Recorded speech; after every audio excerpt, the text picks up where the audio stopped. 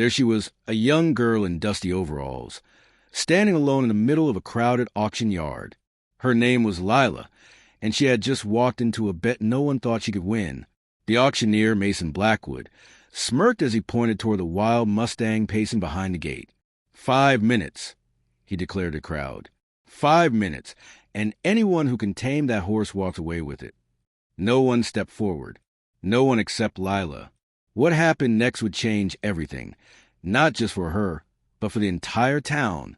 If you're enjoying this story, don't forget to hit subscribe and leave a comment telling us where in the world you're watching from. There's more to come, and you won't want to miss it. Lila stood still, clutching a rope in one hand and an apple in the other. The Mustang, Drifter, snorted and stamped, eyes wide with fear and defiance. He'd been caught after weeks of running free. And now he was trapped in a small corral, surrounded by strangers. Lila didn't flinch. She stepped through the gate, slowly closing it behind her. The crowd fell silent. Mason chuckled. Well, folks, looks like we got ourselves a volunteer. Lila ignored him. She took a deep breath and began to walk toward Drifter, her steps slow and steady. The horse backed away at first, ears twitching. But Lila kept moving, not too fast, not too slow.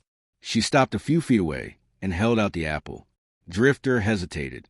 His nostrils flared. Then, carefully, he took the fruit from her palm. A murmur rippled through the crowd.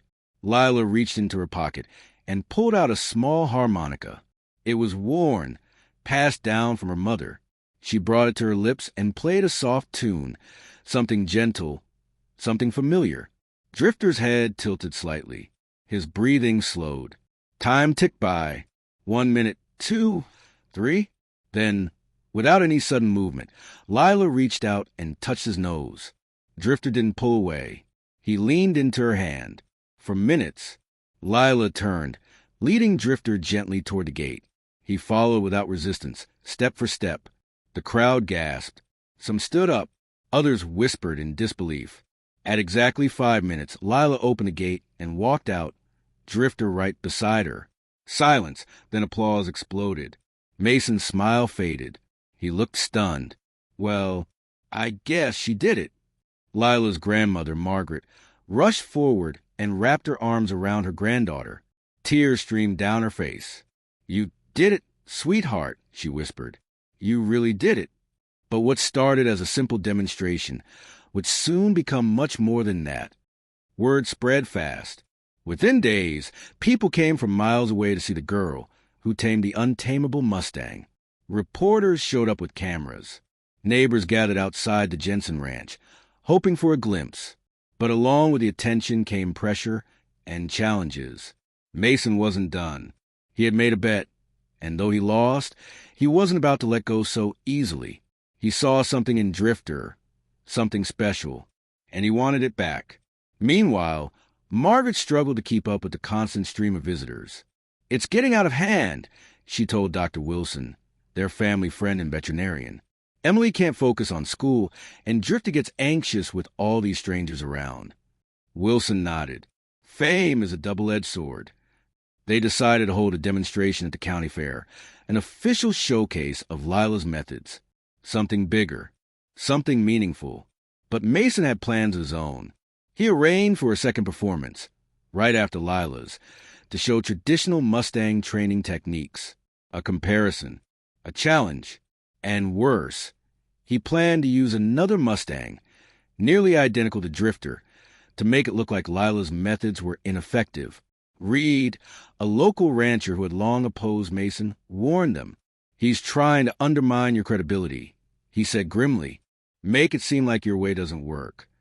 Lila clenched her fists. We're not backing out. Margaret sighed. Then we have to do something unforgettable. And they did. On the day of the fair, the stands were packed. Families filled every seat. Children sat on blankets, eyes wide with excitement. Mason stood nearby, smiling confidently. Lila stepped into the arena with Drifter. No rope, no bridle, just trust. She spoke to the crowd. Horses aren't meant to be broken, she said. They're meant to be understood.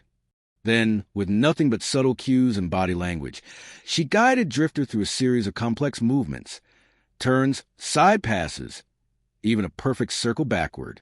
The audience watched in awe. When she finished, there was silence, then thunderous applause. Mason stepped forward with his trainers and a different Mustang. This one was clearly frightened. As they tried to control the horse with force, it bucked and reared, kicking out in panic. The contrast was undeniable. People saw the truth.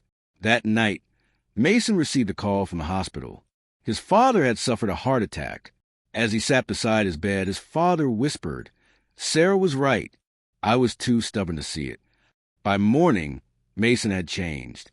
He agreed to support Lila's training program. He offered funding. He even helped stop illegal land deals that threatened the valley. Months later, the Sarah and Emily Jensen Center for Equine Communication opened. Horses once deemed untrainable found peace under Lila's guidance. Ranchers brought their difficult animals, and students came to learn. Lila smiled as she looked out over the new facility.